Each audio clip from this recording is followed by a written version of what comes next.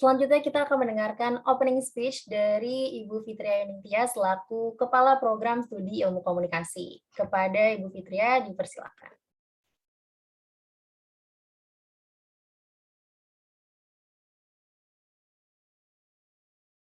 Baik, Haya, terima kasih. Suara saya terdengar? Terdengar jelas, Miss. Baik. Selamat pagi semuanya. Assalamualaikum warahmatullahi wabarakatuh. Salam sejahtera bagi kita semua. Shalom, Om Swastiastu, Namo Buddhaya, Salam Kebajikan. Kepada yang terhormat Bapak Dr. Erdudi Heriadi, MSI, selaku Dekan Fakultas Ilmu Sosial dan Ilmu Politik, Universitas Pembangunan Nasional Veteran Jakarta. Kepada yang terhormat Bapak Mikael Yonas, selaku speakers. Dan kepada yang terhormat kepada para dosen pengampu mata kuliah Teknik Lobby dan Negosiasi Program Studi Ilmu Komunikasi. Tak lupa para mahasiswa sekalian yang saya sayangi, terima kasih atas kehadirannya.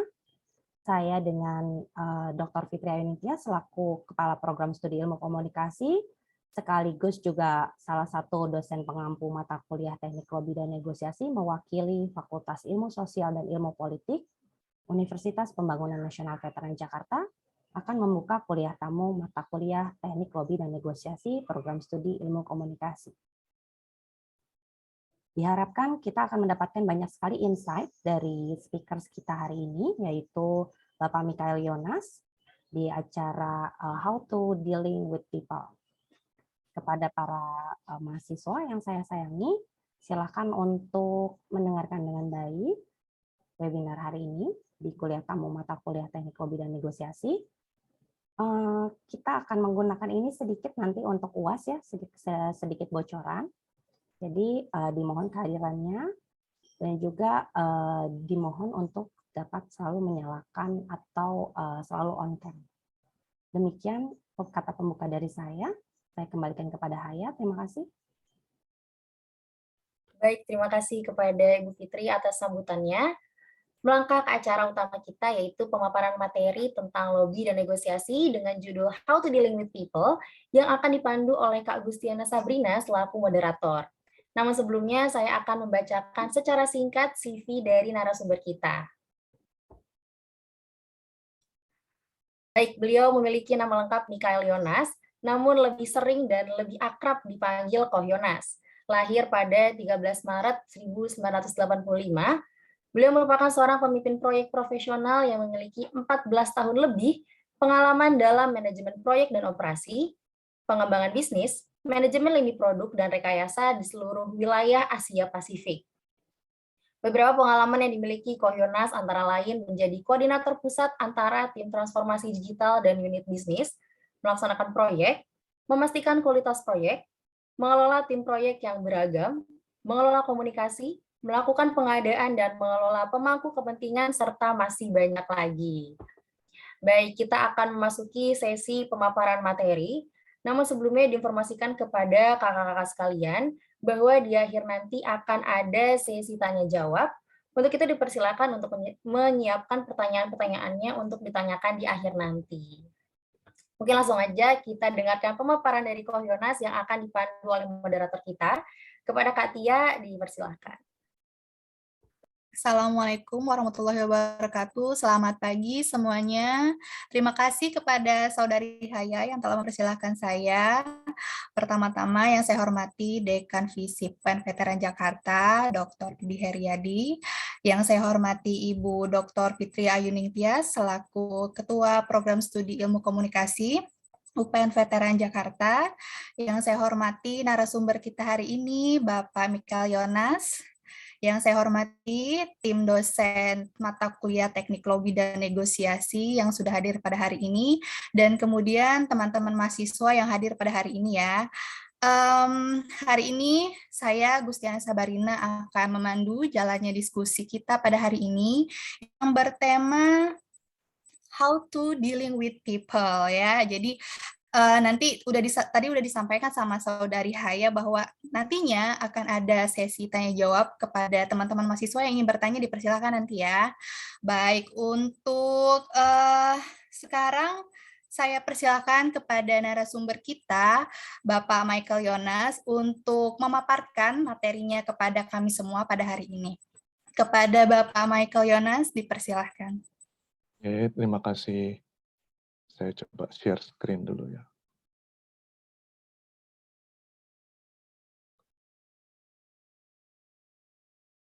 Apakah bisa terlihat screen saya? Sudah. Sudah kok, sudah. Sudah ya. Aman. Ini screen-nya bukan presenter ya, di presenting ya, yang terlihat. Sudah terlihat kok. Oke, sip.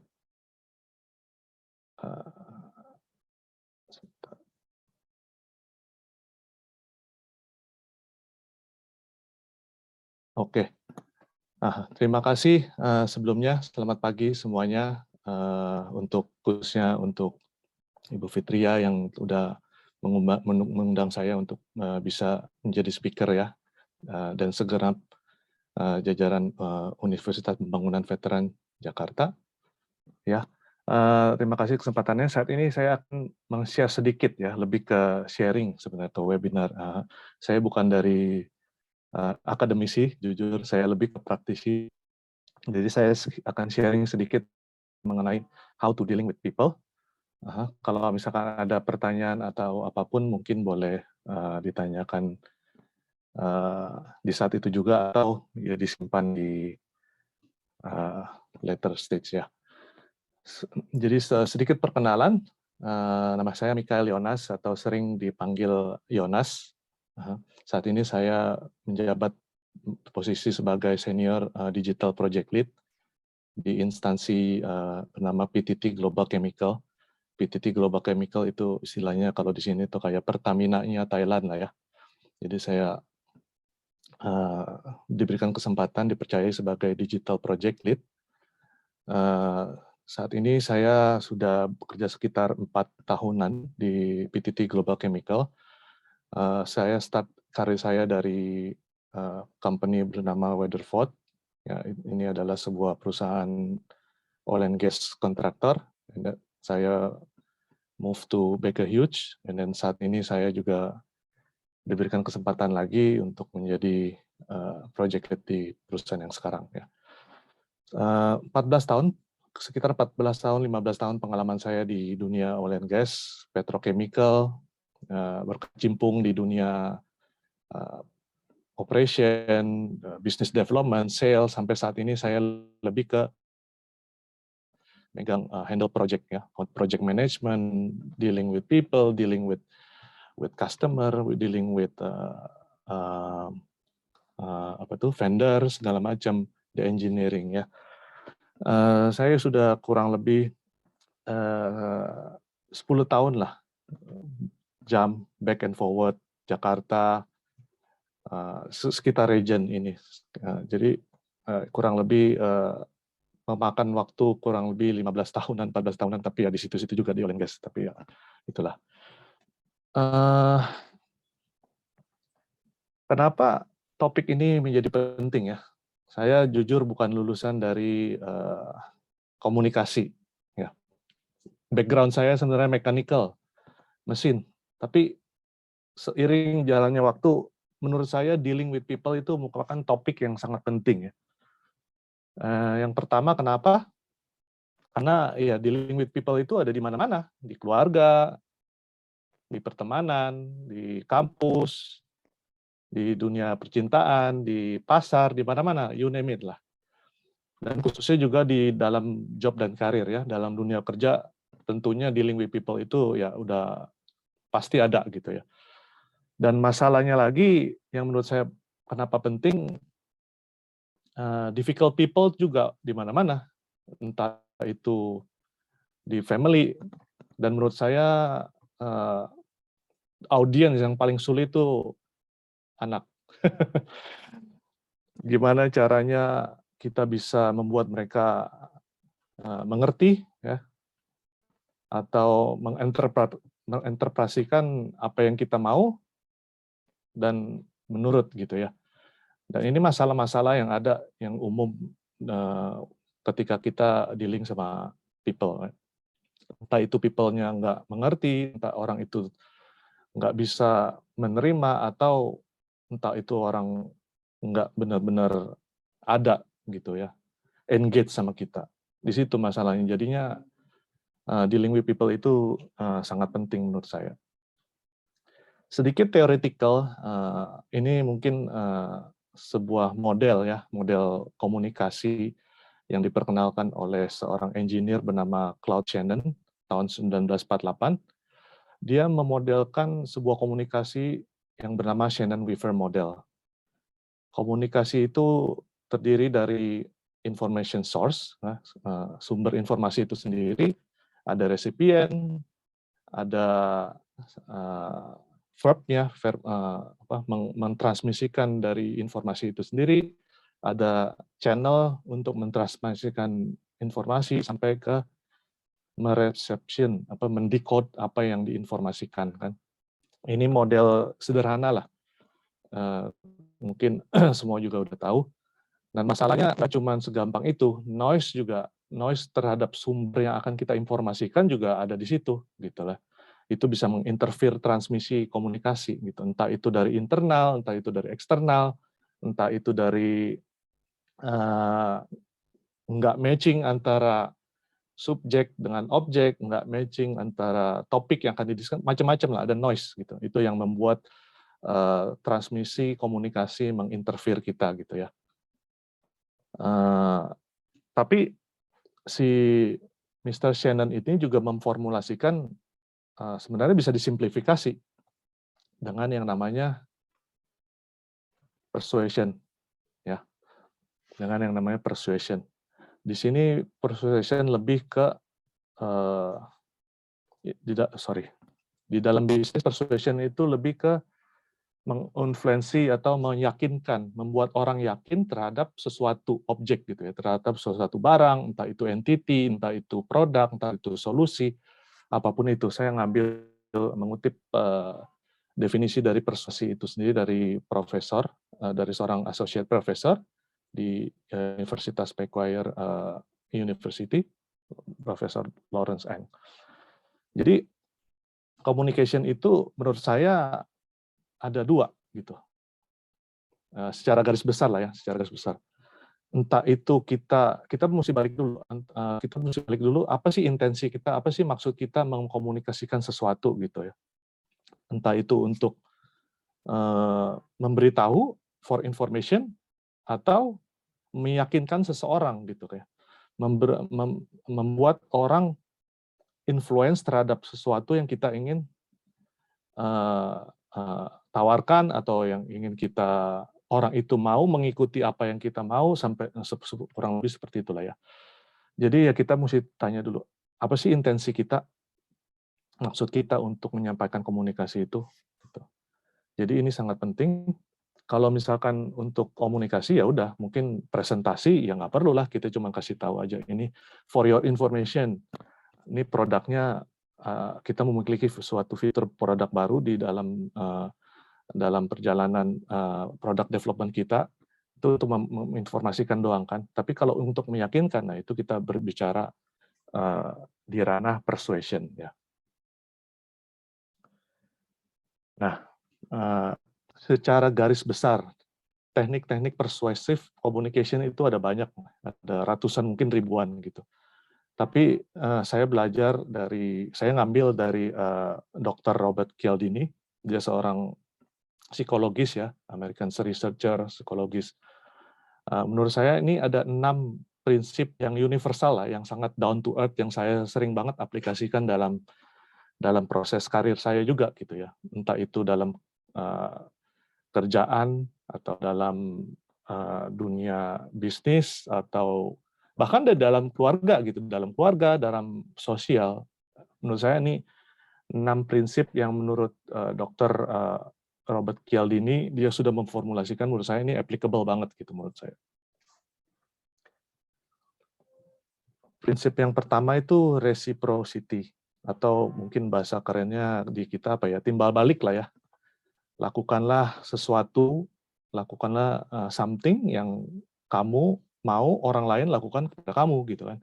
Itu menurut saya ini prinsip yang paling dasar lah, paling basic. Social selling banget ini kan. Kamu mau menjual sesuatu ya kamu mau orang membeli sesuatu sama kamu ya kamu beli dulu misalkan gitu kan. Itu secara gamblangnya lah ya. Tapi di sini itu lebih apa ya? Saya ngambilnya tuh lebih ke praktikal gitu, lebih ke praktikal karena ini sangat mendasar. Saya lebih ke praktikal. Contoh ilustrasi apa yang simple di sini lah atau di Jakarta mungkin ada ya. Sering nggak sih kita lihat di tempat-tempat market atau supermarket atau tempat jual es krim lah. Kadang-kadang kita sering lihat orang yang jual tuh kasih free sample gitu, suruh cobain dulu atau gimana kan, supaya kita mau membeli gitu kan. Atau kalau di tempat-tempat umum atau di MRT, contohnya kalau di sini tuh di MRT banyak tuh anak-anak kecil gitu ya, yang bukan minta-minta, maksudnya menawarkan orang supaya dia mendonasikan sesuatu untuk mereka dengan memberikan kembang atau bunga. Nah, ini salah satu contoh simple dari prinsip ini reciprocating ya, reciprocity, timbal balik. Nah, di dalam dunia kerja saya juga banyak gitu contoh-contoh yang saya aplikasikan dalam prinsip ini. Yang challenge-nya itu gimana kita bisa tahu apa yang really matters buat dia gitu, apa yang really dia mau untuk dia cari gitu kan. Itu sebenarnya challenge-nya di situ ya. Di kebanyakan kesempatan dalam aplikasi saya, contohnya waktu saya jadi business development manager atau sales manager, seringkali saya menawarkan free trial gitu ya, free trial untuk sebuah solusi. Ada sebuah produk, entah itu solution, software, whatever, saya menawarkan sebuah free trial kepada si pihak customer gitu ya. Karena saya tahu dia memiliki pain point di sini, dia punya problem statement di sana, saya mencoba menawarkan sesuatu yang fit to their problem dia gitu ya. Ya, contoh-contoh seperti itulah. Tapi ya again challenge-nya ini ya gimana kita tahu gitu what really matters. Biasanya yang saya lakukan ya simple sih, saya stalking, saya follow, saya pay attention apa yang dia suka share, apa yang dia sama siapa dia interaksi, notes apa yang dia suka bikin. Saya ya gitulah, itu sebenarnya itu salah satu action gimana saya bisa mengetahui apa yang really matters sama dia gitu. Sebenarnya itu prinsip yang pertama yang sangat basic. Yang kedua dibilang scarcity ya. Scarcity apa nih? Bahasa kerennya itu sekarang yang saya sering dengar tuh FOMO, fear of missing out ya. Orang lebih memiliki kecenderungan untuk ingin banget gitu, ingin memiliki sesuatu terhadap suatu objek yang jarang gitu, jarang ada. Ini limited edition nih. Kayak gitu. Jadi ada sesuatu hasrat, dibilang FOMO ya istilahnya, hasrat untuk kalau aku nggak dapet ini nanti gue nggak bisa melakukan sesuatu gitu. Ya, ini prinsip-prinsip yang sering banget kita juga lihat di market, di mana di dealing with people ya. Out into action-nya itu apa Jong jadinya? Out into action-nya apa untuk prinsip ini? Terkadang nggak enough, nggak cukup gitu ya. Kita bicara mengenai benefit gitu. Kita ingin mempromosikan suatu barang, kita bilang nih benefitnya ini. Kadang-kadang gitu juga nggak cukup gitu ya. Jadi orang lebih memiliki hasrat untuk mengambil action ketika dia tahu kalau gua nggak bisa memiliki sesuatu barang ini, gua nggak bisa akan melakukan sesuatu gitu ya. What people will lose if they fail to act gitu kan, istilahnya gitu. Jadi ya dalam prinsip ini yang saya sering tonjolkan tuh seberapa how rare, how uncommon you punya features gitu kan. Jadi lebih ke situ gitu, ilustrasi yang mungkin relevan buat kita contoh lah, sering lah mungkin di Indonesia juga sering kayak teknik-teknik marketing sepatu Nike, Adidas gitu kan, sering kita lihat, oh this is the limited time edition kayak gitu. Jadi hasrat untuk orang melirik sesuatu tuh lebih, wih iya nih, ini limited loh. Kalau gua nggak ambil saat ini juga nanti gua bisa kehabisan atau gimana gitu kan. Nah itu apa ya, hasrat gitu ya, secara psikologi scarcity itu ya ada di dalam diri kita juga gitu kan secara umum. Tetapi sebelum saya lebih lanjut ya, ada 6 prinsip gitu. Disclaimer di sini itu harus tetap dalam pakemnya persuasif ya. Di dalam communication itu ada etik kan. Kita kita nggak mau memanipulasi orang ya. Di sini kita maunya mempersuade seseorang ya.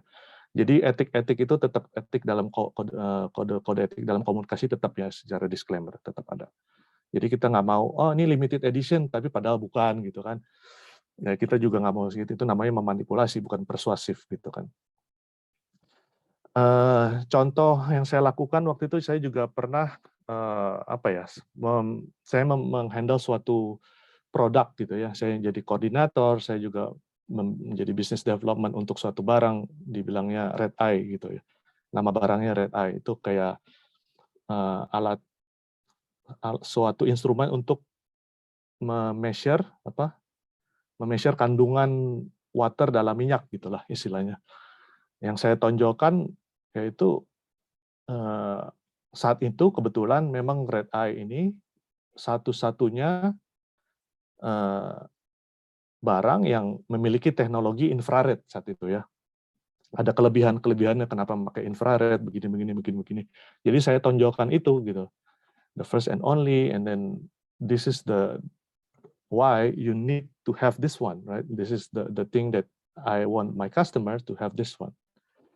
So kayak gitu, seperti kayak gitulah praktikalnya. Jadi kita mau mentarget orang kalau ini benar-benar sesuatu yang benefit, instead of nih benefitnya begini-begini, tapi kita lebih ke kalau lu nggak punya ini, nah lu bakalan nggak bisa begini-begini. Nah lebih ke seperti itulah ya. Prinsip yang ketiga adalah authority. Gitu ya. Maksudnya apa? People tuh lebih cenderung mengikuti advice yang kita tahu tuh expert gitu. Contohnya di rumah sakit lah, ada dokter, ada nurse. Siapa yang kita mau lebih dengar? Tentunya yang mau kita dengar adalah yang dokter lah. Karena kita tahu dokter itu memiliki gelar lebih dari si suster. Dia ya mungkin secara fisik they have their own white coat, right, instead of the nurse. Jadi put into action-nya apa di sini gitu. Ya find what is your white coat gitu. Find jaket putih apa yang kamu punya gitu. Yang menurut kamu bisa bikin orang tuh trust sama kamu. Entah itu gelar kamu, role kamu, pengalaman kamu, sertifikasi kamu atau apapun itu. Itu bisa memboost self image kamu kan. Build loyalty gitu kan. Yang sama atas apa yang kamu mau investasikan, atas apa yang kamu mau atribusikan ke dalam diri kamu gitu. Menurut saya itu strong, powerful banget gitu dalam perjalanan karir saya, authority. Jadi nggak cuma maunya aja gitu, oh saya mau mendeal sama customer si A misalkan. Saya tahu si customer A maunya dengar sama sini, jadi saya mengklaim kalau saya tuh expert dalam bidang itu. Nah itu juga salah gitu ya. Again, this is the kode etik gitu. Jadinya yang kamu harus lakukan ya boost self image kamu gitu, build your loyalty on that point gitu, long term value dalam diri kamu sendiri ya ada di situ gitu lah ya.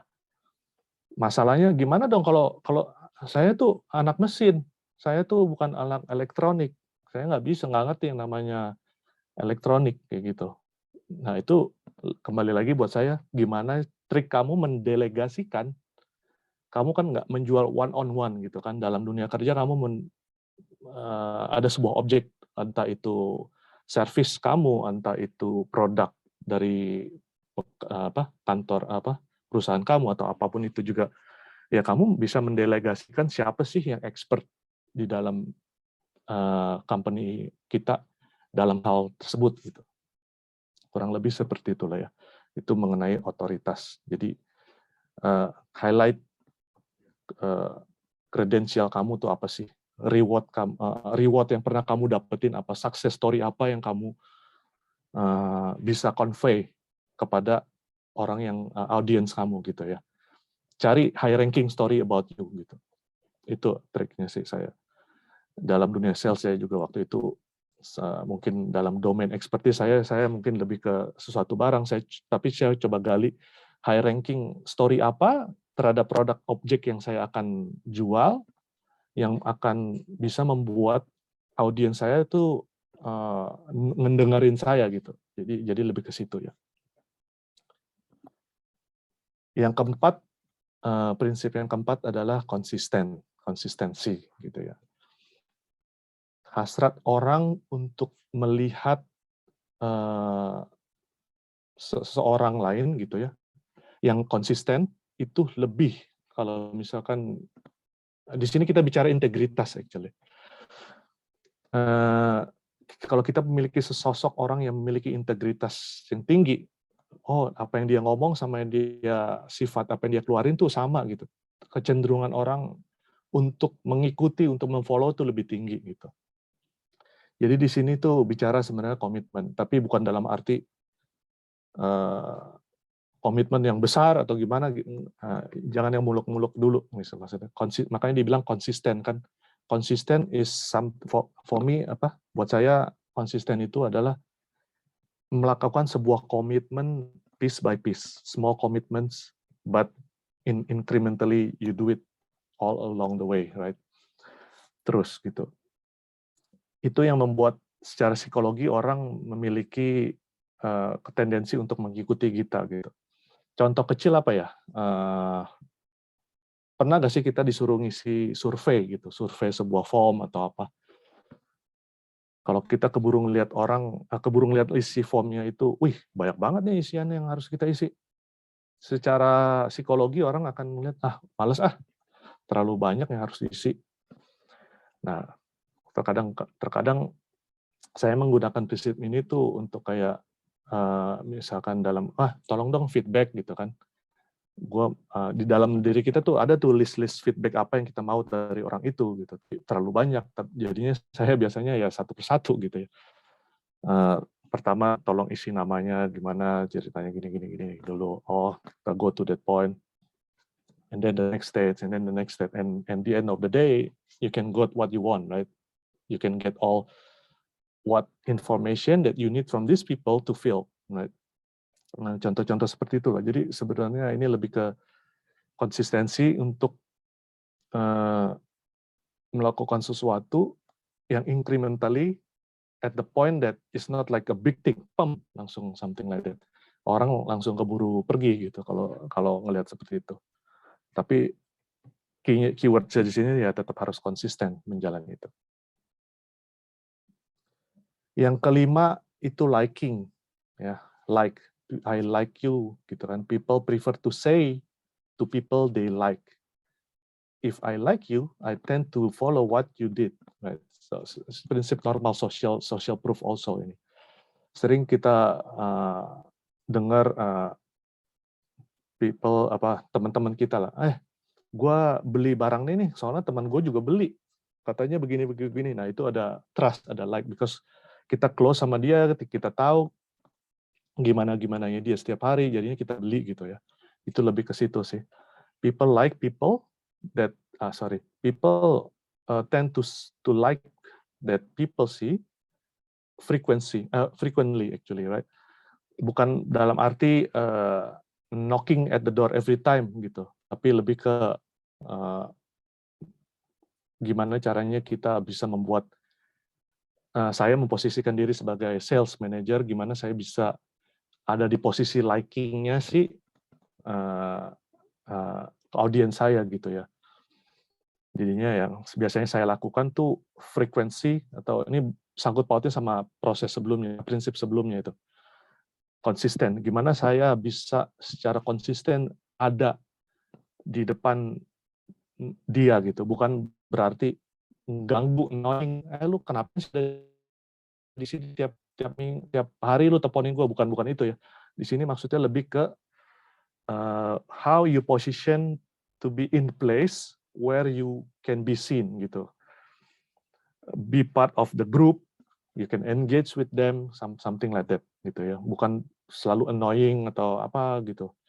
Itu challenge-nya sih. Gimana kamu bisa posisikan diri kamu di engagement di dalam grupnya dia tuh ada pada saat dia mau gitu. Ada pada saat dia problem appear, so gimana caranya gitu ya. Yang saya lakukan biasanya ya cadence, weekly cadence gitu. Entah itu ngopi bareng atau apa gitu kan ya. Itu lebih ke situ sih. Jadi itu yang prinsip yang kelima yang menurut saya juga powerful gitu. Kalau tuh orang suka sama kita, ya lebih chance-nya lebih banyak untuk kita, untuk si mereka itu mendengarkan apa yang kita mau. Yang sorry ini ada mistype ini. Ini yang keenam ya. Yang keenam tuh ke konsensus. Ini prinsip benar-benar yang menurut saya lumayan powerful gitu. Karena kita tahu kita tuh makhluk sosial, we are herd people, makhluk sosial. We do what others people do, right? So lebih ke gimana ya? Orang lebih hasratnya lebih untuk mengikuti sesuatu, memfollow kepada orang yang majority people do gitu ya. Kebanyakan orang melakukan sesuatu itu. Jadi kita lebih memakai prinsip ke sananya, the social proof. Again. Ilustrasinya apa? Contoh kecil di hotel-hotel lah. Mungkin beberapa hotel, nggak semua hotel. Ada nggak sih kita sering lihat di kamar mandi hotelnya ada sebuah tag gitu ya. Di anduk on top of the towel there's a card kecil gitu. Please reuse the towel because of apa? For your environment, green energy, untuk your next generation, please reuse it gitu kan. Itu contoh kecil lah. Jadi because majority people do, we expect that people also do the same thing. Nah, jadi konsensus gitu kan. Itu prinsip kecil lah, tapi kayaknya kalau sekarang ya tetap aja ya, kalau masalah anduk kayaknya ya pakai aja orang di hotel gitu. Itu cuman ini aja lah ilustrasi. Biasanya apa yang saya aplikasikan dalam dunia kerja, dalam bidang saya gitu. Selain mengutarakan benefit, saya juga mengutarakan case success story other people do. Misalkan saya dunianya di oil and gas, saya menawarkan sebuah produk, saya menawarkan sebuah solusi gitu, supaya orang mau untuk mengikuti solusi yang saya tawarkan, ya saya memberikan contoh case study gitu, testimoni dari tempat lain gitu yang menjadi success story-nya saya, yang saya harapkan nih sebenarnya bisa loh kita replikasi di tempat Anda gitu, seperti itulah. So challenge-nya apa gitu? Yang saya sering lakukan ya setelah project itu finish atau saat kita selesai dealing with a success project with people, yang saya sering lakukan ya saya minta klien saya gitu, datang dong ke kantor gitu kan, bikin testimoni apa kayak, kita bikin video gitu-gitu, bukan apa-apa, kita ini aja lah, ngobrol aja, there is something no right, no bukan yang right no answer gitu lah, pokoknya ya bikin testimoni atau apa, khususnya yang orang-orang yang punya jabatan besar ya, like VP, manajer perusahaan, jadi kita bisa ambil tuh testimoni atau case study itu. Kalau kita bisa gunakan testimoni si VP perusahaan A untuk menjadi success story kita, itu sangat powerful sekali ya dalam proses persuasif gitu. Jadi itu 6 prinsip yang biasanya saya ambil ya. Ini cuma prinsipal ya, nggak terlalu teknis, tapi ini prinsip-prinsip yang saya terapkan dalam dunia kerja saya gitu. Next-nya apa nih? Secara praktikal, ya kita presentasi kan. Secara praktikal kita melakukan presentasi, kita melakukan aktivitas persuasif itu sendiri gitu ya. Nggak cuma prinsip, tapi tekniknya gimana gitu kan. Itu next-nya. Ngomong-ngomong ini jamnya tolong diingatkan ya. Kalau misalkan sampai lebih. Saya lanjut. Jadi pertama-tama tuh sebelum saya nyemplung, sebelum saya melakukan persuasive communication, tentunya ada hal yang harus saya lakukan gitu ya. Yang pertama, menganalisa audiens saya. Ini udah mutlak lah hukumnya. Audience analysis ini harus gitu ya. Ada 4 pertanyaan simpel yang selalu saya tanyain ke diri saya sendiri. Yang pertama, yang paling simpel, siapa sih audiens kita? Entah itu si VP, entah itu manajer level. Oh, audiensnya working level. Oh, audiensnya division manager. Oh, audiensnya ini director atau apa gitu. Itu penting menurut saya. Yang kedua adalah informasi apa yang menurut saya tuh itu sangat valuable buat dia gitu, buat si audience. Itu pertanyaan yang kedua. Pertanyaan yang keempat lebih ke apa sih yang dia suka? Apa sih yang kira-kira dia benar-benar aspire, dia yang benar-benar dia punya hasrat lebih ke situ gitu, ke poin itu. Apa yang dia kira-kira coba untuk hindari. Nah, kita hindari itu. Jadi ini yang informasi yang ketiga yang saya biasanya tanyain ke diri saya sendiri. Yang terakhir, kenapa dia harus mendengarin saya gitu. Hal informasi apa yang menurut saya punya nilai lebih di situ gitu yang saya punya gitu. Jadi nggak biar nggak nyeleweng gitu ya informasinya. Jadi ini 4 pertanyaan yang menurut saya sangat penting ya untuk menganalisa sebuah audiens gitu. Mungkin simple tapi powerful gitu menurut saya. Nah, aplikasinya tuh gimana? Menurut saya persuasif yang sukses itu harus audience centered, bukan yang be yourself. Saya kadang-kadang juga nggak ini intermezzo sedikit. Kadang-kadang saya juga nggak terlalu cocok dengan prinsip be yourself. Seringkali khususnya di negara-negara Barat bilang be yourself, be yourself. Kadang-kadang saya nggak terlalu setuju dengan konsep be yourself. Saya be somebody else gitu ya. Khususnya dalam hal persuasive communication. We want eye center tapi audience ya. Audience center kan. Gimana caranya? Ya kita harus bisa somebody else, kita harus memposisikan kursi kita di kursi mereka gitu. Apa yang dia mau, ya itu dia 4 pertanyaan yang tadi ya. Siapa audiensnya siapa, apa yang dia mau, apa yang menurut dia benefit, something like that kan. Jadi audience centered approach menurut saya is a must gitu in order to make the persuasive happen. Nah, di audience center ini ada 2 kan. Entah itu kalau ada positive thought, atau ada negative thought. Ada pikiran-pikiran negatif atau positif. Kan responnya itu, ada 2 kan. Entah itu orang buy in sama ide kita atau dislike sama ide kita. Kan cuma 2 itu. Nah, kalau itu udah tergeneralisasi, udah tergenerate, itu namanya elaboration kan. Kalau elaboration itu sangat penting untuk kita menganalisa gitu, menganalisa respons gitu. Dari apa yang kita utarakan kan, entah itu positif, entah itu negatif. Apa yang tergenerate dari si audience itu dinamakan elaboration. Nah, apa itu? Gimana caranya elaboration yang kita harapkan itu positif gitu. dari pertanyaan keempat, pertanyaan yang tadi saya singgung, sebenarnya praktisnya itu ada dua gitu. Praktisnya itu ada dua. Apa yang benar-benar si audience care about gitu, apa yang benar-benar si audience mau sih gitu kan. Sama pertanyaan kedua, apa yang value apa yang lu punya kan, intinya gitu kan. Dari sisi si audience apa yang dia mau, dari sisi kita apa yang kita punya. Jadinya kadang-kadang pertanyaan dari saya, apa dong yang saya mau presentasikan?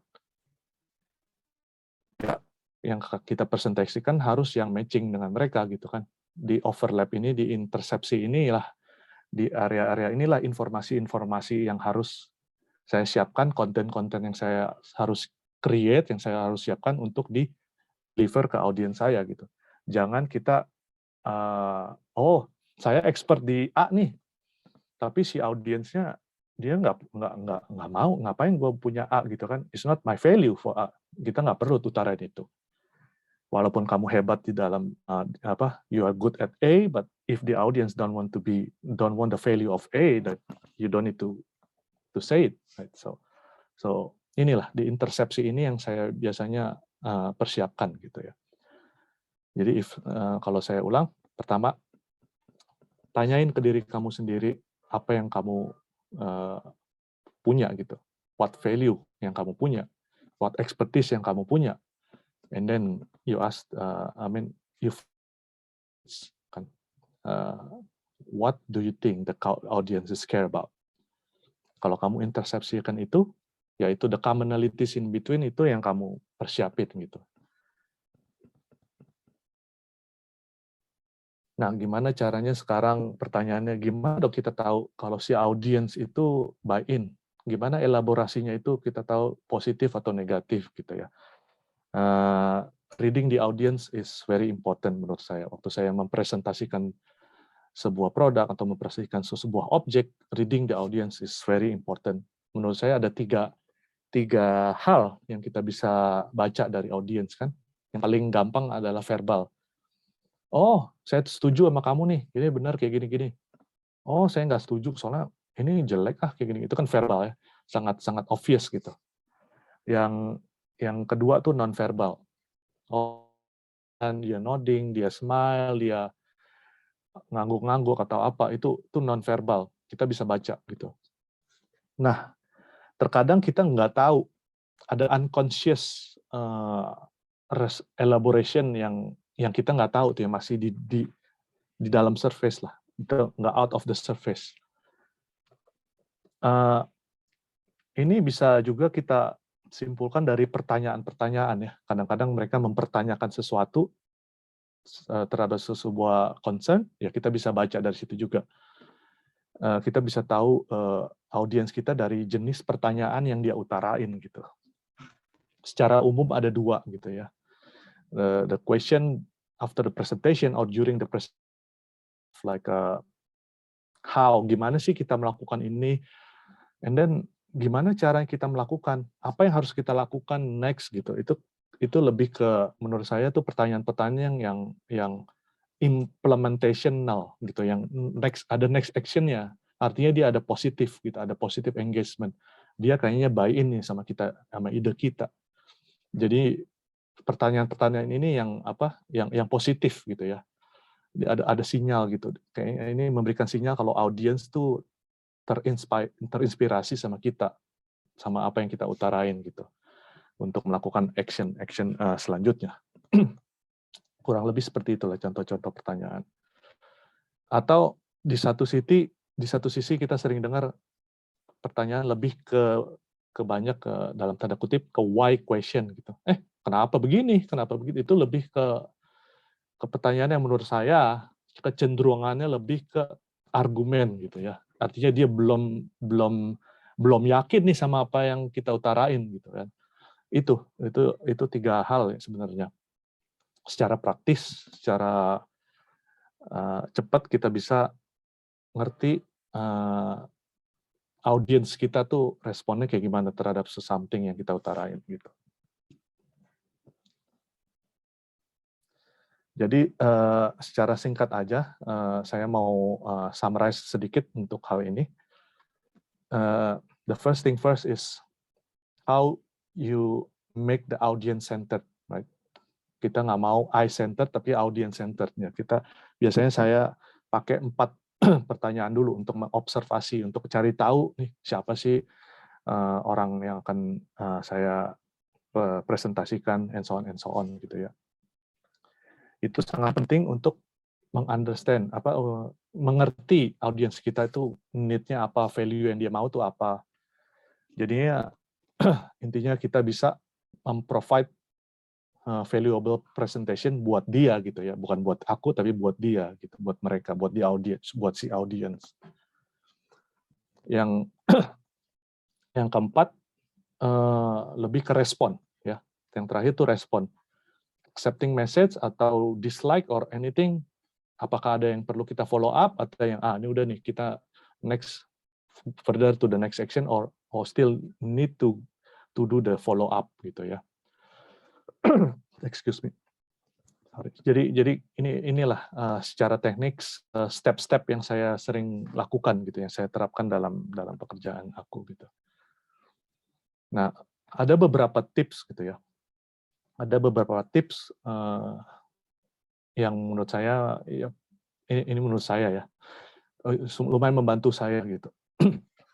Ya pertama tadi saya udah bilang kadang saya nggak setuju sama ya be yourself. Kadang saya lebih be somebody else gitu ya, karena dealing sama people, dealing sama klien, dealing sama even sama tim kita sendiri gitu ya, project tim kita sendiri, kita harus memposisikan apa yang dia mau gitu, apa yang dia punya gitu, problemnya apa sih yang dia punya, kita memposisikan ke diri dia.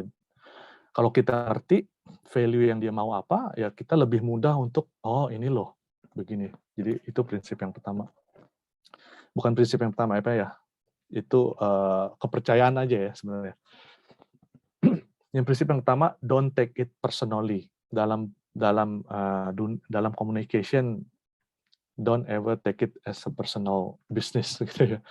Kadang-kadang gue nggak suka nih sama produk lu begini. Don't take it personally. It's gonna be a bias gitu. Itu nggak akan pernah lah bisa sukses gitu untuk kalau melakukan persuasive communication gitu. Yang kedua, cause and effect. Sebab akibat. Maksudnya begini. Sering di antara kita tuh hidup di dunia lebih di efek gitu. Maksudnya contohnya, kita datang ke kampus telat, karena keretanya telat sih datangnya, jadinya ya udah telat gitu. Faktor itu eksternal, faktor telat itu eksternal, lu nggak bisa membuat apa-apa. Atau sama juga kalau aplikasi ke dalam pekerjaan saya, si customer A bilang si VP ini bilang something wrong with the solution or something wrong with something gitu ya, with anything. Jangan take it first, jangan take it personally, dan juga jangan take it ini out of control. Emang efek gitu. Kita cenderung tinggal tuh di dunia di dalam akibat gitu. Efek itu menurut saya powerless gitu. Kalau udah terjadi ya udah gitu. Ya udahlah, biarin aja, pasrah. Sebenarnya ada realm atau dimensi lain yang kita bisa lihat gitu. Take control of it. Kita di sini bilang tentang membicarakan tentang responsibility gitu kan. Kalau kita telat datangnya, ya how could I make it not late gitu kan. Jadi nggak cuman akibatnya aja, tapi sebabnya apa sih? Ya udah, take control of it gitu. Itu guideline aja. Jadi efek itu menurut saya udah powerless gitu, pasrah. Kalau kita selidiki lebih dalam, take control of it. Aplikasinya apa dong ke communication? Ya contohnya ya ya kayak tadi misalkan nggak semua elaboration yang kita harapkan itu positif kan. Respon apa yang kita harapkan itu positif gitu, nggak selalu.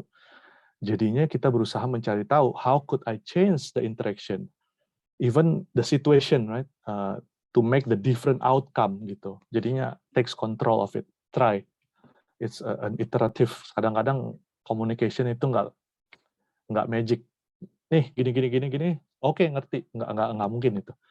Jadinya ya ini guidance saja dalam diri saya gitu yang saya terapkan. Don't be at the effect world, but how can I take responsibility of it? How can I take another angle? How can I interact differently? How can I make a situation differently to make a better output gitu, a better outcome.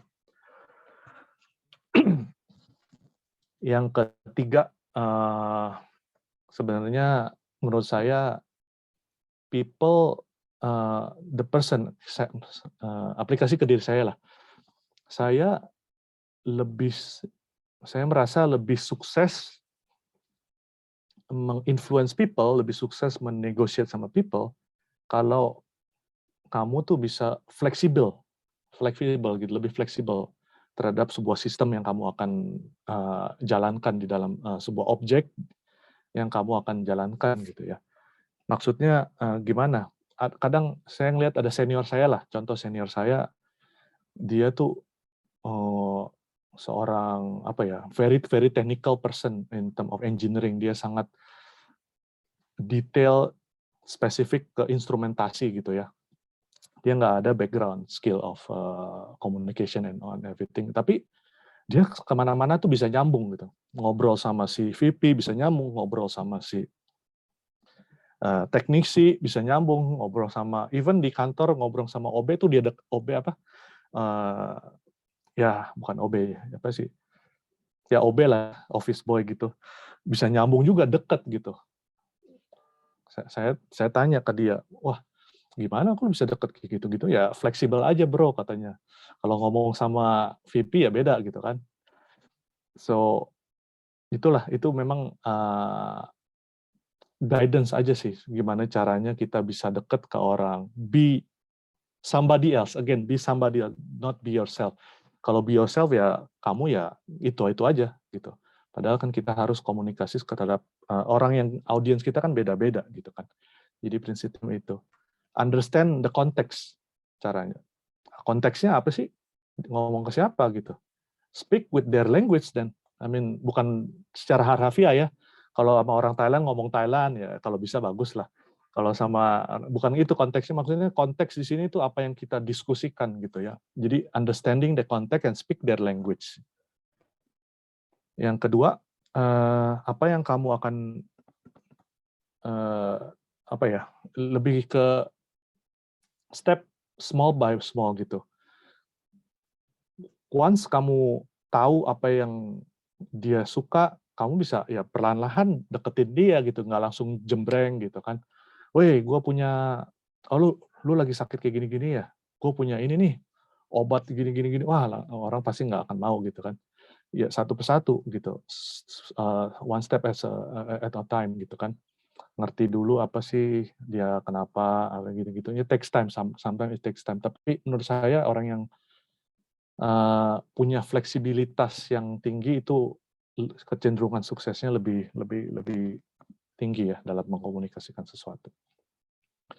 Jadi itulah konklusinya, wonderful at adapting whomever you speaking with, itu will give you a better chance for you to make a successful persuasion communication gitu ya. Karena people cenderung, our audience cenderung lebih iya ya, dia ngerti apa yang gue mau, feel safe gitu ya, lebih feel valued, connected, lebih connect, something like that. So itulah 3 guideline yang menurut saya pakai gitu ya.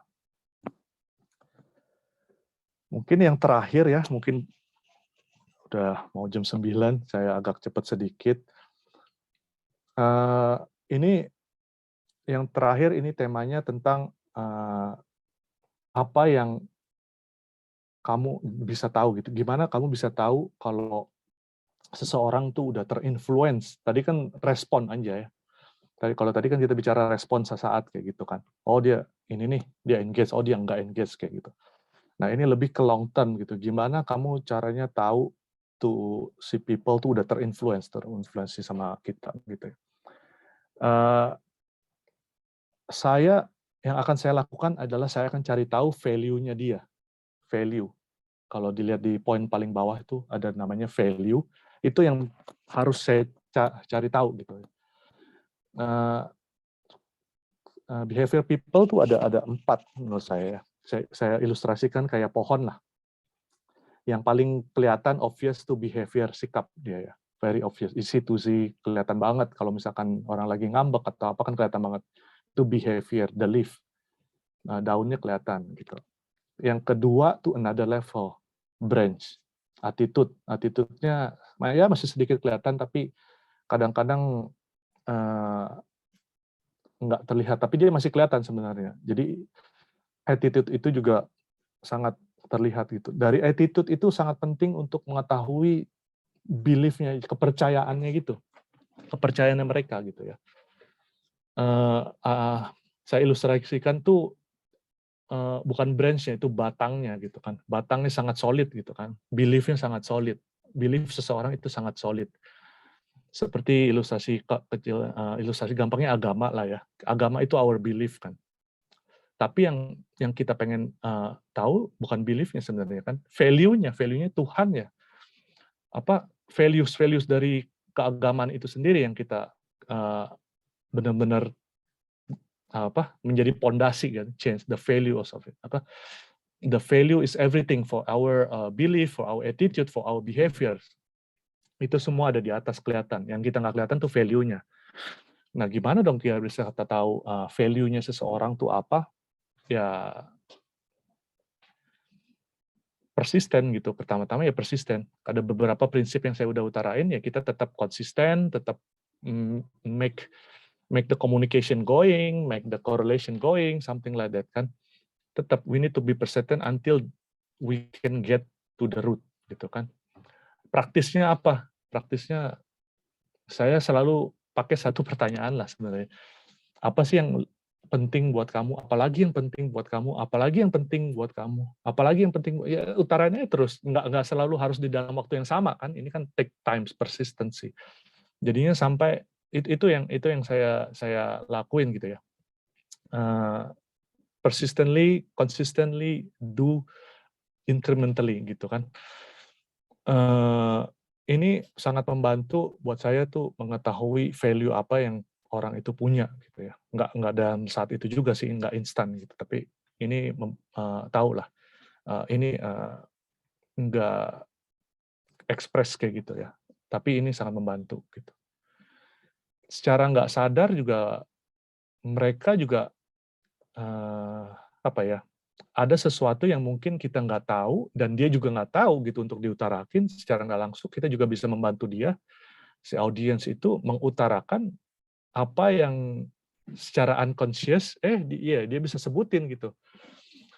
Ya, itulah kadang-kadang value itu sangat sulit, tapi trik-trik prinsip-prinsip tadi yang saya selalu lakukan gitu untuk men-trigger, mencari tahu, observasi, ya entah apapun itulah cara-cara, entah itu stalking, saya juga stalking, ada LinkedIn kan, kadang-kadang saya juga mau ini audiensnya dari PT ini, dari perusahaan ini siapa nih, VP-nya siapa, ya kita coba cari tahu gitu itu siapa. Kadang-kadang itu sih hal-hal yang lebih ke praktikal yang saya lakukan gitu ya. Sebagai konklusi, untuk sesi ini mungkin lebih ke balik lagi ke value ya. Value itu sangat penting menurut saya. Find what is their value. Dia mungkin nggak tahu value dia sendiri apa kadang-kadang gitu. Tapi coba cari tahu, trigger pertanyaan-pertanyaan, ada kira-kira apa ya yang menurut lu bagus gitu. Kira-kira kalau misalkan problemnya seperti ini, bagus nggak kalau kamu tuh kita kasih solusi seperti ini gitu. Oh iya, bagus juga tuh, boleh juga tuh. Itu kan kadang-kadang secara nggak sadar dia punya problem itu, tapi kita juga nggak tahu, ya kita coba bantu meng-uncover the unconscious value yang dia punya gitu kan. Itu sih. Yang kedua, prioritas. Prioritas itu penting menurut saya juga. value punya banyak mungkin ya, tapi prioritas apa yang menurut dia tuh paling penting gitu, kita coba gali. Dan yang terakhir, apa artinya value itu gitu, nggak cuma value tapi ya itulah kita trigger pertanyaan-pertanyaan yang menurut kita lebih spesifik, lebih measurable, lebih attainable, lebih bisa relevan gitu kan. Kita cari gali-gali pertanyaan yang bisa men-trigger hal-hal kayak gitu. Kira-kira es krim lu suka nggak? Es krimnya? Es krim apa yang lu suka? Es krim strawberry. Nah, kalau misalkan es krim strawberry yang lu suka, maunya apa? Häagen-Dazs mau apa? Ya itu kan lebih spesifik. Kadang-kadang jadi cuman kalau kita tanya, oke, gue lagi problemnya begini, tapi kita nggak tahu gitu sebenarnya apa prioritasnya, sebenarnya apa yang dia mau. Ya itulah kita gali value-nya sampai kita dapat gitu. Sebenarnya itu sih prinsip-prinsip yang saya lakuin. That is the end of my presentation actually. Mungkin kita bisa buka sesi pertanyaan. Baik, terima kasih kepada Koko Mikael Yonas. Saya panggil Koko Mikael Yonas ya. Nggak apa-apa, ya Koko nggak apa-apa, udah keseringan Mikael juga. Yonas. Ya, terima kasih Koko atas paparannya. Sangat luar biasa sekali ilmunya yang telah disampaikan kepada kita semua ya. Sekarang kita lanjut kepada sesi diskusi. Jadi apabila teman-teman mahasiswa ada yang ingin bertanya, dipersilahkan. Saya persilahkan untuk 3 penanya ya.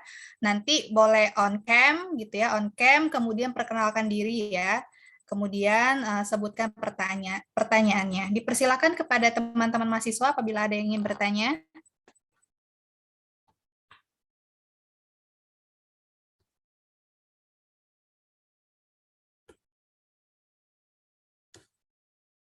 Baik, dari Efraim Sion Mikael, silakan on cam dan perkenalkan dan sebutkan pertanyaannya. Selamat pagi teman-teman semua. Selamat pagi Ko. Sebelumnya terima kasih dikasih kesempatan untuk bertanya. Saya Efraim Sion Mikael. Ya. Saya ingin bertanya mengenai apa ya? Misalkan ketika ini terkait lobby dan negosiasi terhadap perusahaan startup teknologi. Sejujurnya saya merupakan seorang Bapak pernah dengar namanya pentester. Bagaimana kan kalau pekerjaan pentester itu kan melaporkan suatu masalah keamanan terhadap sistem gitu kan yang ada di perusahaan.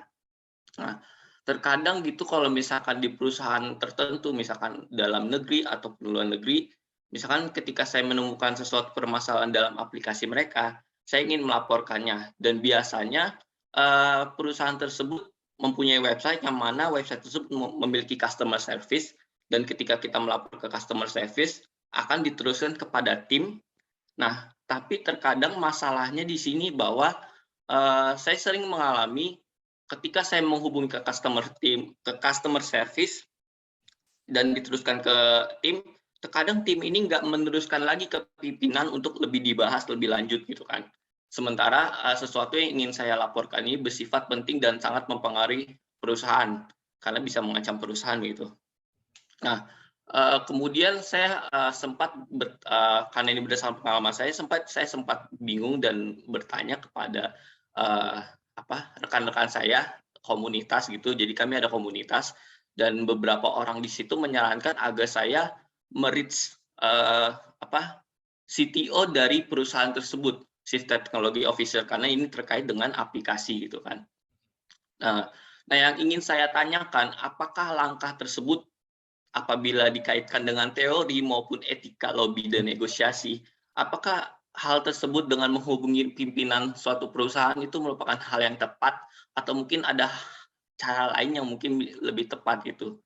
Nah, saya lanjut dari masalah tadi. Selain kadang nggak diterusin, kadang dari tim nyampein apa ke customer service, nyampeinnya beda lagi gitu. Makanya terakhir saya bingung dan akhirnya saya nanya ke komunitas dan dijawab seperti itu. Paling gitu sih Mas pertanyaan saya. Jadi kayak apakah dengan menghubungi pimpinan itu dengan melalui LinkedIn atau mungkin platform lain gitu, apa merupakan salah satu cara yang tepat atau mungkin kurang tepat? Begitu sih Mas paling tanya saya. Sorry salah panggilan. Nggak apa-apa, nggak masalah sama sekali. Yang penting berasa dekat aja udah bagus menurut saya udah. Oke, terima kasih. Dengan siapa tadi, Mas? Panggil aja Mikael, Mas. Oke, Mas Mikael, sama namanya sama saya ya. Mmm, one more thing, saya mau, koreksi pemahaman saya. Di sini posisinya si Mas Mikael ini ya, bukan ini kan, maksudnya ingin melaporkan sesuatu gitu kan, bukan kerja di perusahaan tersebut kan, Mas? Apa maksudnya bukannya kerja ya, apa ya, atau, tadi bilang startup mungkin ada, freelance atau apa di situ atau memang eksternal benar-benar cuman pengen melaporkan gitu? Di sini posisi saya sih sebagai perseorangan gitu sih Mas. Jadi Oh, kayak oke. saya dari pihak eksternal ingin melaporkan sesuatu yang mungkin bisa mengancam perusahaan begitu sih. Ya, di sini sebenarnya kalau saya kode etik itu tetap harus dinomorsatukan gitu ya. Tetapi, menurut pengalaman saya gitu, saya juga beberapa kali ada hal-hal yang menurut saya, wah ini udah something wrong atau gimana caranya. First thing first, ada yang namanya eskalasi kan, mengeskalasi, yang Mas lakukan tuh mengeskalasi. Tapi, prinsipnya menurut saya etik apa enggaknya, kalau misalkan itu sesuatu yang urgent atau apa juga menurut saya sih nggak apa-apa. Tapi di sini lebih ke effectiveness-nya gitu ya. CTO-nya siapa? Bukan CTO, orangnya siapa sih yang mau kita eskalasiin gitu kan. Kalau misalkan itu, manajer kita ya nggak apa-apa gitu kan, gampang. Atau ini someone yang kita nggak kenal atau apa. Kadang-kadang ya kita bisa langsung jump ke situ, tapi, ini kan kita harus cari juga kan, nggak langsung mengeskalasikan sesuatu yang buat kepentingan sendiri gitu kan. Ini kan juga dibilang, wah ini bisa mengancam perusahaan juga gitu kan. Jadinya itu something yang bukan cuman for your own benefit, but for their benefit too kan gitu. Kalau misalkan urgent, why not gitu kan. Kalau misalkan pengen diutarain langsung ke CTO, why not. Tapi effectiveness-nya gimana gitu. Kalau saya sih, ya kalau misalkan udah tahu siapa aku gitu kan, aku juga nggak kenal tuh siapa CTO-nya. Kalau misalnya saya utarain juga nggak didengar, ya biasanya ya saya cari champion-nya di perusahaan itu, gitu, semungkin. Itu yang sulit, Maksudnya champion itu orang yang benar-benar buy in sama kita, yang benar-benar yang mau denger sama kita gitu, itu yang sulit. Itu cari champion-nya di situ, gitu. Target audience-nya siapa gitu, yang kita mau, engage. Kalau pluk kita langsung eskalasi ke CTO atau SVP atau ke siapa, ini siapa sih? Junk email kan. Ya nggak, kadang-kadang gitu juga ya. Jadi effectiveness itu juga perlu gitu. Jadi kita cari tahu audiensnya siapa, dia tuh apa gitu, dalam praktisnya kayak gitu sih. Kalau saya dalam posisi situasi seperti itu ya, kalau misalkan sampai nggak didengar juga ya kita coba cari tahu orang dalamnya atau gimana yang mau denger kayak kita, ini bahaya loh, perusahaan lo begini begini begini begini. Ya menurut saya sih, ini ya, tetap dalam kondisi kode etik yang harus kita, ikutin gitu. Gitu Mas, kurang lebih. Oh, jadi lebih ke bagaimana kita melihat kondisi ya Mas ya, kurang lebih kayak gitu ya Mas ya? Ya efektif, Kondisi. kalau saya lah gimana membuat lebih efektif gitu. Oke. Baik, terima kasih atas jawabannya, sangat komprehensif. Terima kasih kepada Efraim Sion Mikael. Bagaimana? Apakah udah menjelaskan penjelasan dari Koko tadi? Udah ya? Sudah, Bu. Oke, baiklah selanjutnya apabila ada yang ingin bertanya lagi berkenaan dengan materi yang sudah disampaikan oleh Koko Michael Yonas ataupun hal-hal yang berkenaan dengan lobby dan negosiasi. Seperti itu, dipersilahkan ya. Silakan kepada Viko untuk bertanya.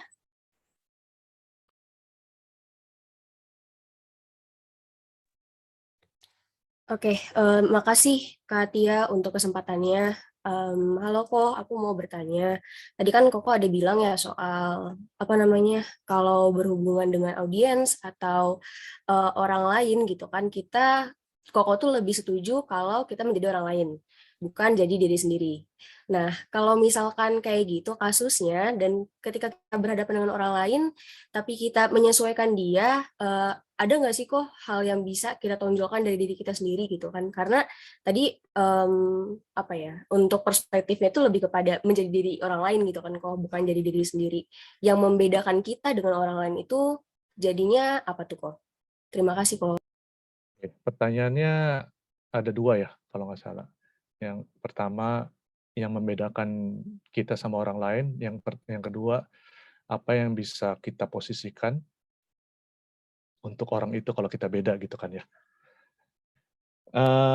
Maksud saya be somebody else itu bukan secara harafiah ya. Again,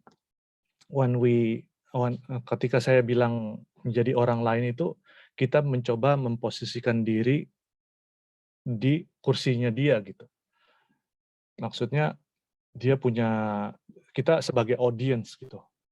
Kita sebagai audience tuh apa yang dia dengar gitu.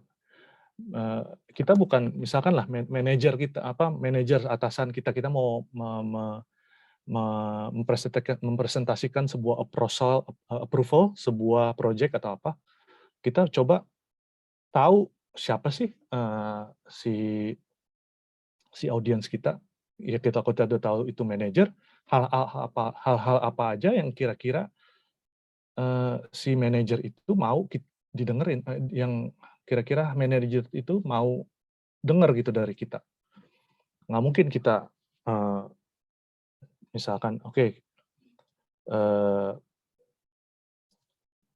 kita mau ya itulah approval sebuah project misalkan ya. Kita tahu tuh posisinya yang kita akan hadapi itu sebuah udah manager leadership level gitu ya, SVP atau apa. Nggak mungkin kita gali sesuatu yang menurut kita benefit only gitu kan. Ini bisa begini-begini loh karena project ini bisa membuat pegawai kita lebih jam kerjanya bisa lebih misalkan lebih short, lebih efektif atau gitu-gitu. Kita tonjolkan di situnya gitu. Kan nggak mungkin juga karena mereka nggak akan dengar, ya apa untungnya buat gua gitu kan. Buat apa untungnya buat aku gitu. Jadi kita coba posisiin apa sih yang mau dia dengar, apa sih value apa sih yang dia mau. Lebih ke situ gitu. Jadi instead of saya presentasiin fokus ke nih output-nya tuh begini, saya fokus ke utarakan ke outcome-nya. Outcome-nya apa? Nih benefit buat perusahaan kita tuh impact-nya ini loh, kita bisa reduce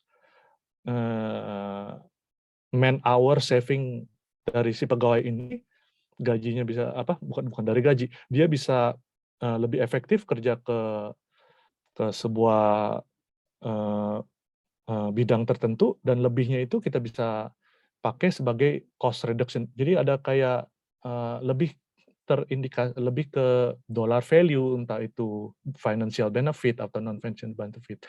Jadi lebih ke situ ya. Beda sama kita presentasi seseorang tentang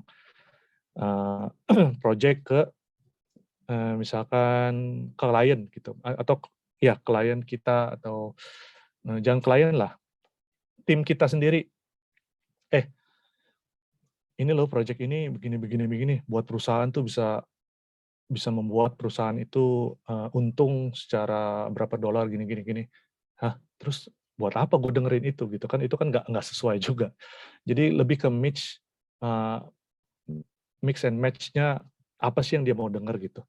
Bukan jati diri kita ya, jati diri kita tetap value kita itu kita punya, setiap masing-masing orang punya value, tapi kita lebih ke menjangkau apa yang dia mau dengar, apa yang kita punya. Kalau misalkan kita nggak punya something yang dia mau dengar, ya udah, yang saya lakukan, saya bawa orang lain, expertise yang di bidangnya untuk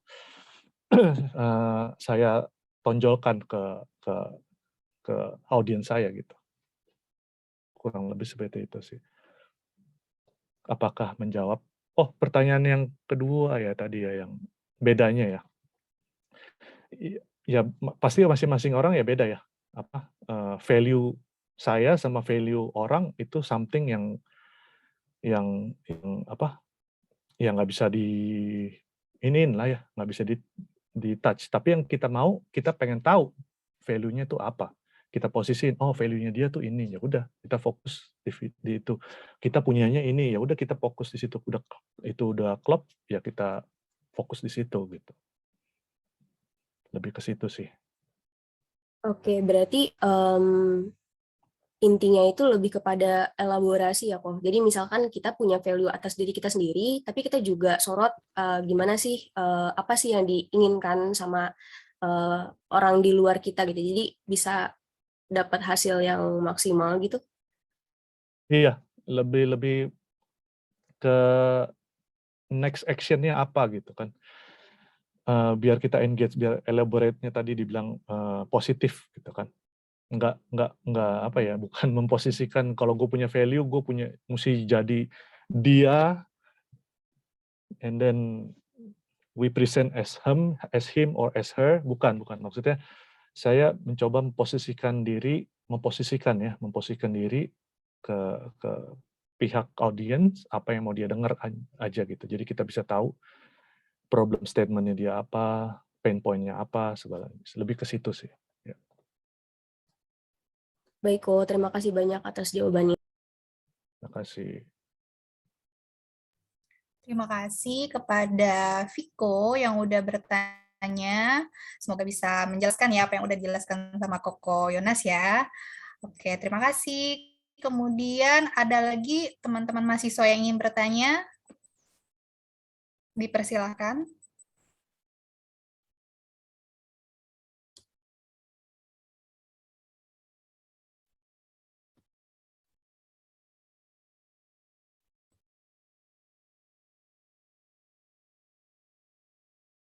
Dipersilakan kepada teman-teman mahasiswa. Satu lagi, kok kita 3 penanya aja nggak apa-apa kok ya? Atau nanti kalau ada tambahan lagi nggak apa-apa? Ya, silakan. Boleh. Baik, kepada teman-teman mahasiswa, apa ada yang ingin bertanya lagi?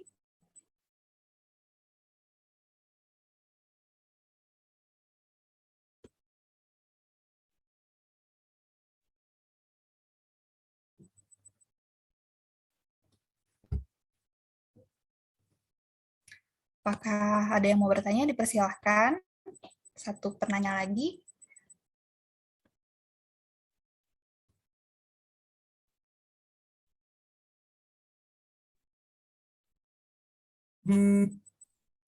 Sepertinya sudah tidak ada yang mau bertanya ya kok. Jadi mungkin nggak apa-apa 2 penanya aja. Nggak apa-apa kok ya?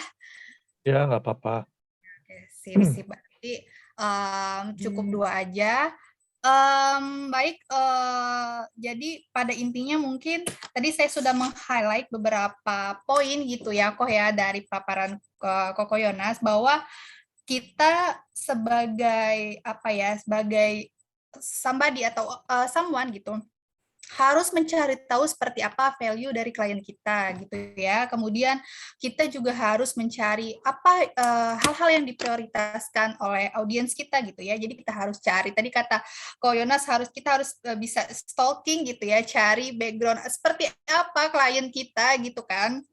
Kemudian cari apa value yang relevan antara kita dan klien kita gitu ya, gimana kita bisa mengelaborasi kedua hal gitu ya. Kemudian tadi ada quotes dari Ko Yonas gitu ya, be somebody else, not be yourself. Nah gitu. Jadi saya mau meng-highlight mungkin quotes gitu ya. Pada hari ini udah ditanyakan sama Viko juga bahwa maksud dari Be Somebody Else itu ya kita harus mencoba memposisikan diri kita sebagai audiens gitu ya, apa yang audiens perlukan, apa yang audiens butuhkan gitu ya. Jadi kita harus bisa melihat dari sisi audiens kita seperti itu.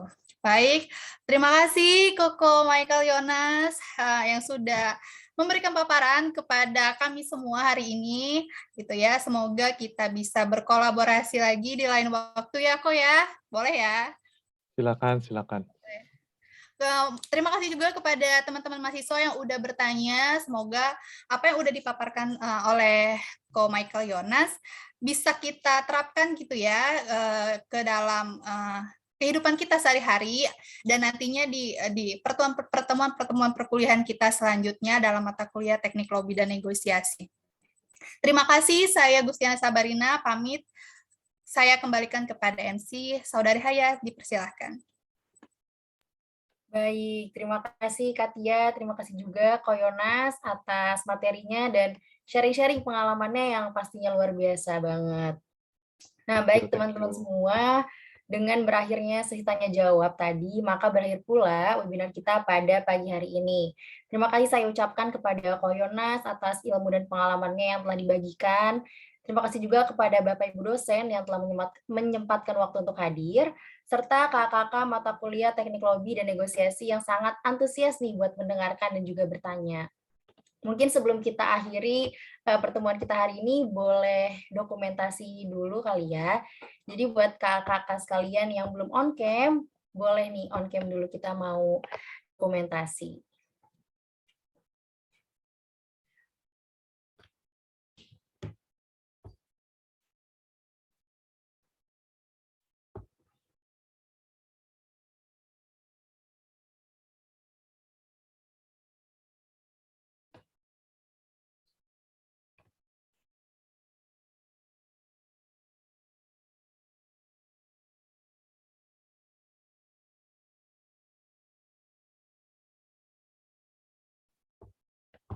Baik, sudah on cam semua.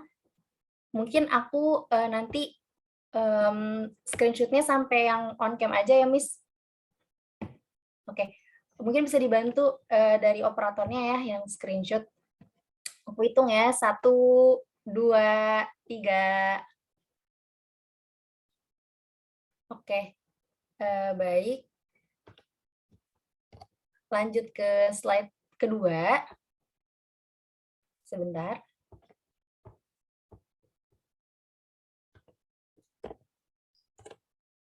Oke, 1, 2, 3.